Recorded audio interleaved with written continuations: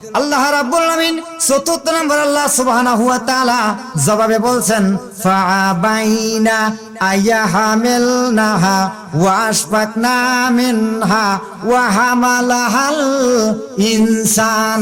আল্লাহ সুবহানাহু ওয়া তাআলা মানুষকে ডাক দিয়ে বলেন, মানুষ তোমরা কি কও, তোমরা কি আমার আমানত মানবে? মানুষ বলল, মহান রব, যদি আমানত মানতে যাই, যদি আল্লাহ পাক তোমার কোরআন মানি, তাহলে কি পুরস্কার পাবো? আল্লাহ সুবহানাহু ওয়া তাআলা জবাবে বললেন, ও মানুষ, তোমরা যদি আমানত খান মানো, তোমরা তিনটা পুরস্কার পাবে। বাদশাহী পাবে, স্বাধীনতা পাবে, মানুষ তোমার গোলামি করবে। মানুষ বলল, মহান রব, বাদশাহী হব, মানুষ আমার গোলামি করবে, এরকম লাভ কে আবার চায় না? আল্লাহ সুবহানাহু ওয়া তাআলা জবাবে বললেন, মানুষ শোনো, যদি তোমরা মেনে নাও ঠিক আছে, কিন্তু যদি চুল পরিমাণ ভুল হয়ে যায় তাহলে অনন্তকাল জাহান্নাম খাটা লাগবে। চ্যানেলটিকে সাবস্ক্রাইব করুন এবং পাশে থাকুন। ধন্যবাদ। প্রথমে বলবো সূরা আল বাকারার ফজিলত।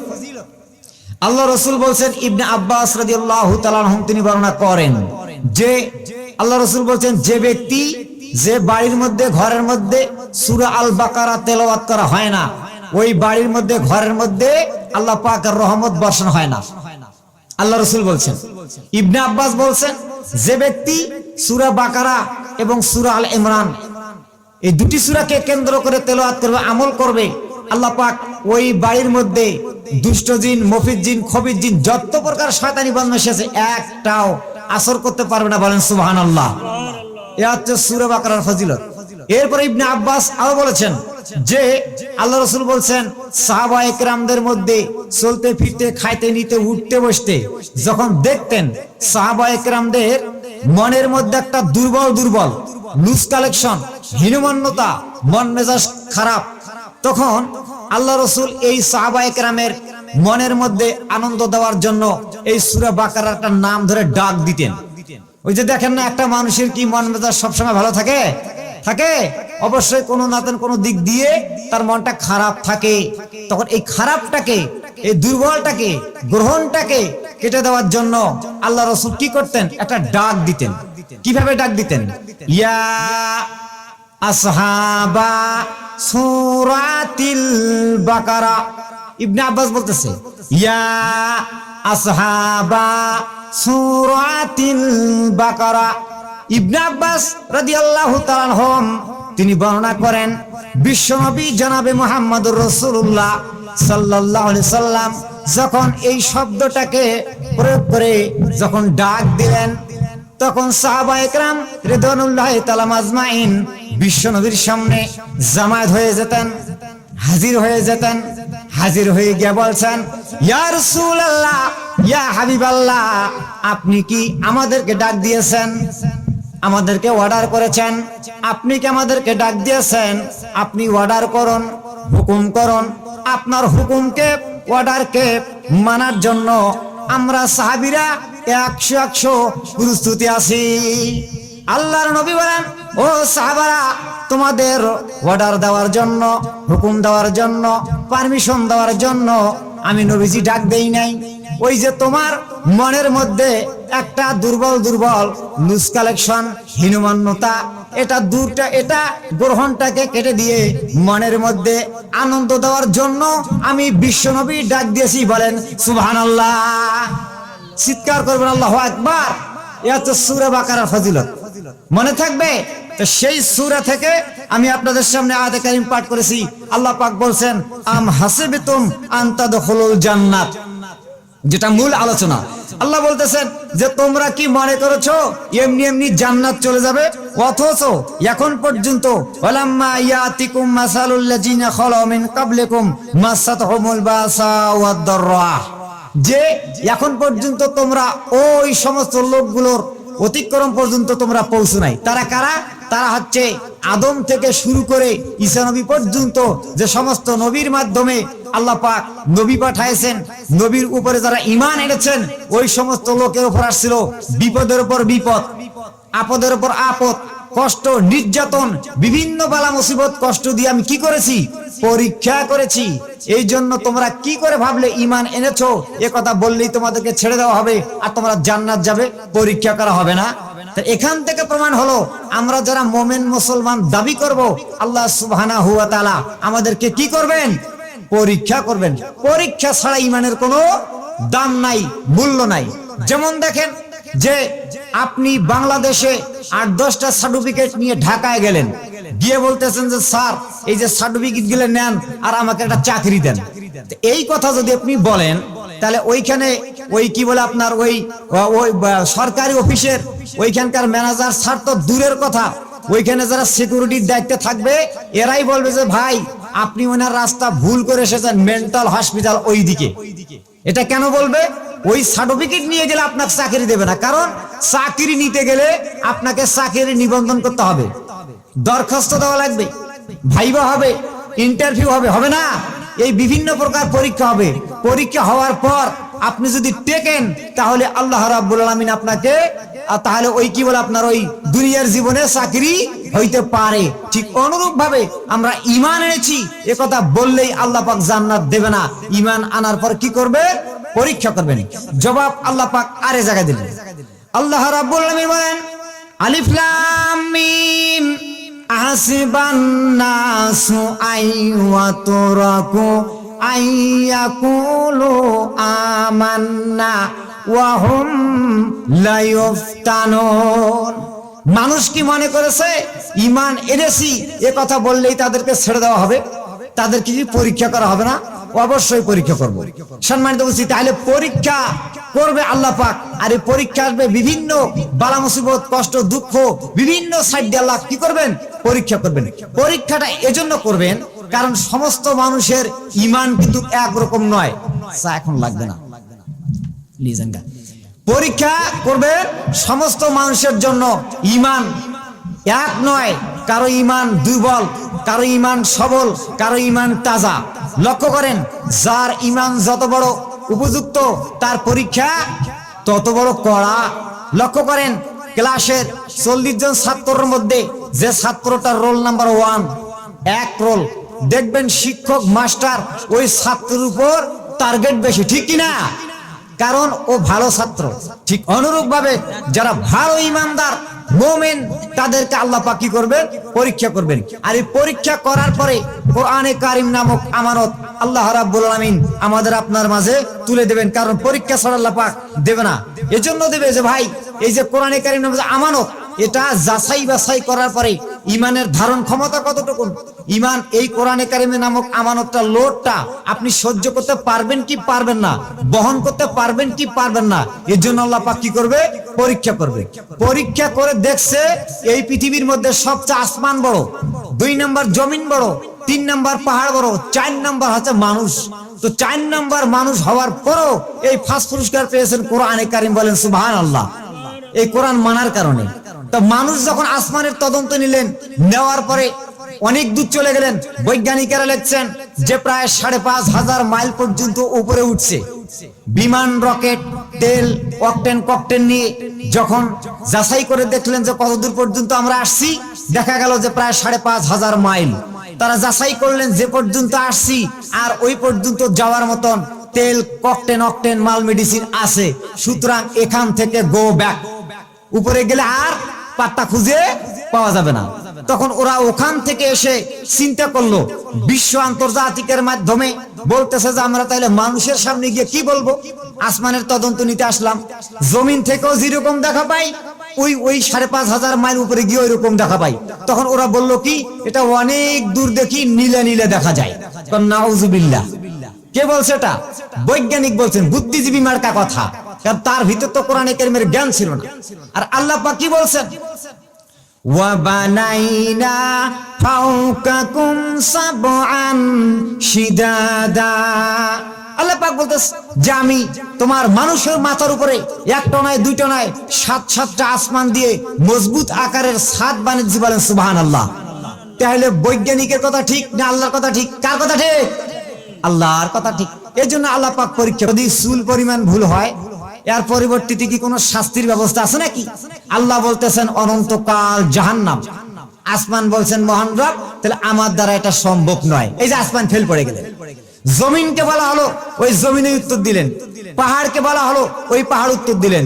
চতুর্থ নম্বর আসলো মানুষের কাছে, আল্লাহ রাব্বুল আলামিন জবাব দিলেন সূরা আল আহজাব আয়াত নাম্বার 72।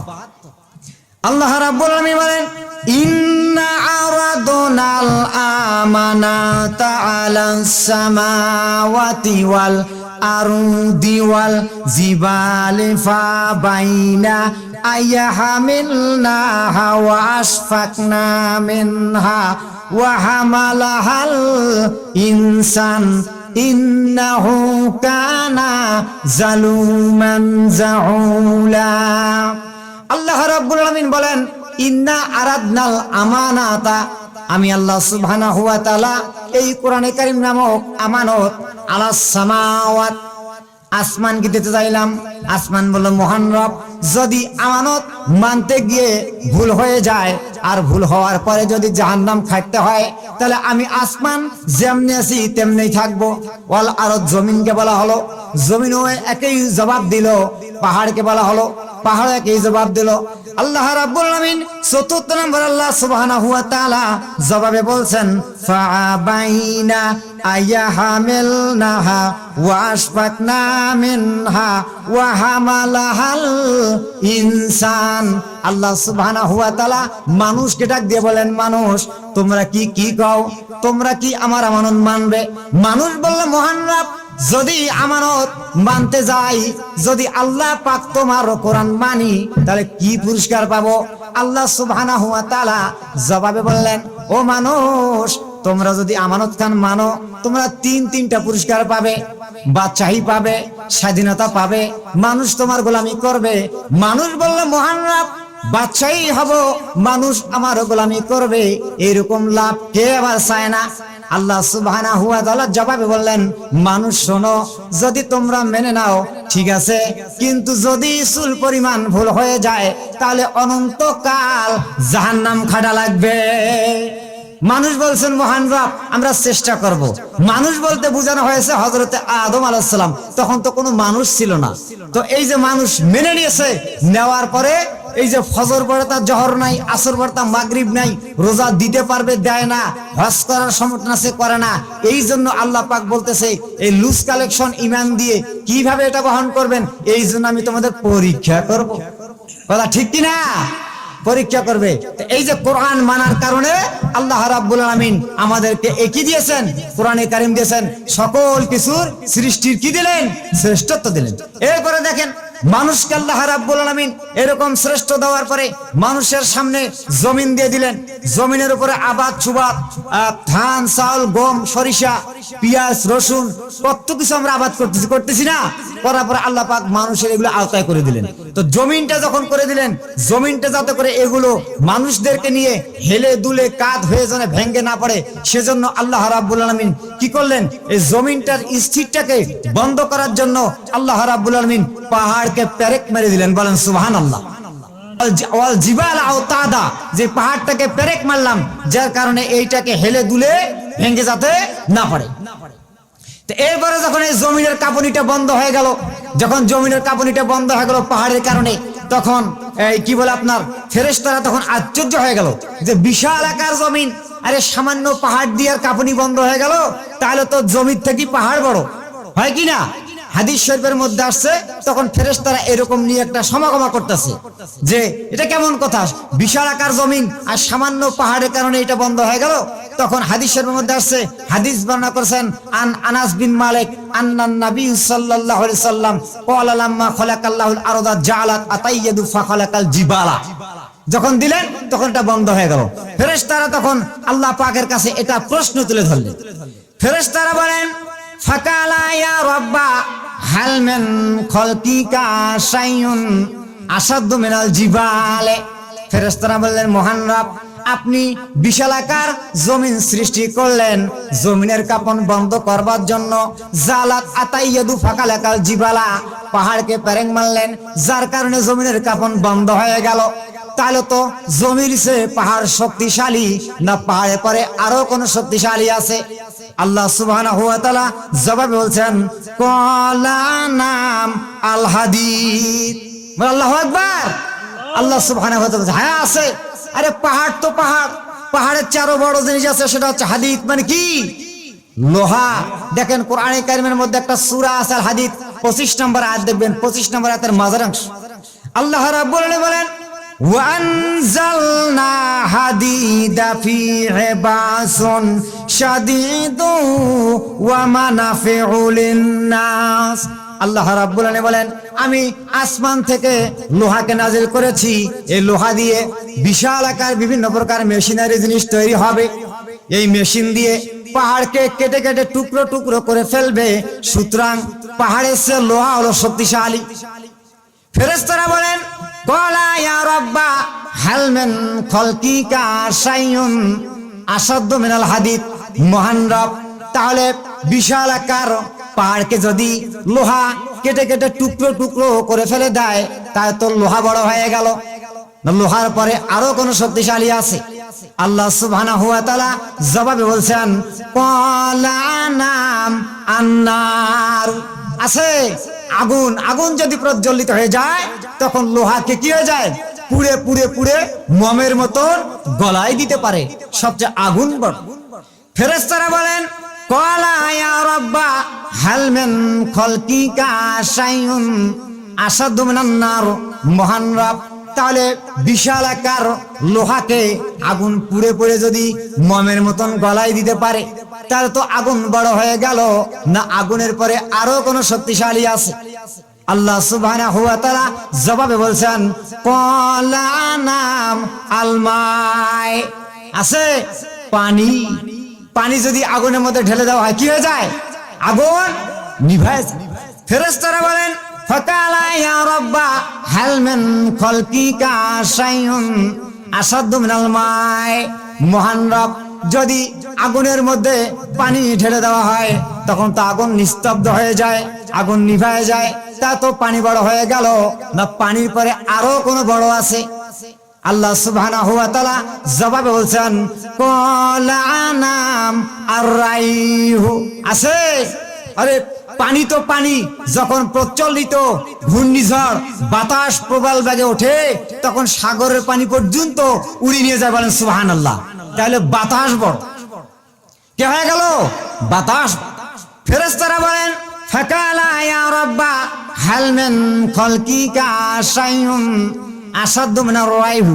মহান রব, যদি প্রচন্ড বাতাসের বেগে পানিকে যদি উড়িয়ে নেওয়া যাওয়া হয়ে যায়, তা তো বাতাস বড় না বাতাসের চেয়ে আরো কোন শক্তিশালী আছে? আল্লাহ সুবহানাহু ওয়া তাআলা জবাবে বলছেন ক্বালা নাম ইবনে আদামু ইয়াতাসাদ্দাকু বিয়ামিনিহি। আল্লাহ সুবহানাহু ওয়া তাআলা জবাবে বলতেছেন বনি আদম সন্তান যদি ডান হাত দিয়ে দান সদকা করে খয়রাত করে, তাহলে ওই দান সদকা সবচেয়ে পৃথিবীর শক্তিশালী। বলেন সুবহানাল্লাহ। চিৎকার করে আল্লাহু আকবার। তাহলে দেখেন কোথা থেকে কোথায় মানুষ কোরআন মানার কারণে ৪৪ নম্বর মানুষ হওয়ার পরও ফার্স্ট পুরস্কার পেয়েছে। এরপরে এই জায়গায় দেখেন লোহার কাছে জমিন পাহাড় ছোট হয়ে গেল, আগুনের কাছে পানি বড় হয়ে গেল, পানির কাছে বাতাস বড় হয়ে গেল, বাতাসের কাছে কি হয়ে গেল? দান সদকা সবচেয়ে বেশি। এজন্য পাশাপাশি নামাজ, রোজা, হজ যেমন ফরজ, ওয়া আকিমুস সালাত ওয়া আতাউস যাকাত, অনুরূপভাবে দান করতে হবে। এই যে এটা উদ্যোগ উন্নতি দিন গ্রহণ করেছো। আরে বেটা, তুমি তো একজন সলিমউদ্দিন নঈমউদ্দিন, আমি তো নেতার ছেলে, তোমার সঙ্গে তর্ক বিতর্ক করলে আমার মান সম্মানের ক্ষতি হবে। সুতরাং এর পয়সা মোহাম্মদ দেবে। আসিফ নওয়াইলের কথা শুনে খাব্বা বলছে নেতা কেমন কথা, যে কাজ করলাম আপনার, মোহাম্মদ পয়সা দেবে মানে? তা বলতেছে শোনো, আমাদের দেশ, আমাদের আইন, আমাদের সবকিছু আমরা দিয়েছি, তো আমাদের আইনকে না মেনে, আমাদের আইনকে সমর্থন না দিয়ে তুমি মোহাম্মদের দিনকে গ্রহণ করছো, এর পয়সা মোহাম্মদ দেবে, আমি পয়সা দিতে পারবো না। এরপরে খাব্বাব রাদিয়াল্লাহু তাআলা বলছেন নেতা শোনো, পয়সা তো দিলে না, তাহলে শোনো, যদি মারা যাও, মারা তো যাবো, কাল কিয়ামতের ময়দানে হলেও আপনাকে এর মজুরি দিতে হবে। তখন আস ইবনে ওয়াইল এই কথাটা শোনার পরে তিনি একটু খিলখিল করে হেসে উঠলেন যে কি, আবার কিয়ামত হবে, হাসর হবে, এরকম হবে নাকি? অবশ্যই হবে। আমি ইসলাম কবুল করেছি, নবীজির হাদিস শুনেছি, আল্লাহ পাক কোরআনে কারিমে বলেছে অবশ্যই কিয়ামত হবে, বিচার হবে, হওয়ার পরে এক দল জান্নাত যাবে আর এক দল জাহান্নাম যাবে, ওই দিনও আমি তোমার কাছ থেকে আদায় করব। তখন আস ইবনে ওয়াইল বলছেন কিয়ামত যদি হয়, ওইখানে যদি উঠা লাগে, তাহলে এই যে দুনিয়ার মধ্যে আমার যে সম্পদ, আমার যে ধন সম্পদ, আমি ওইখানেও এরকম পাবো।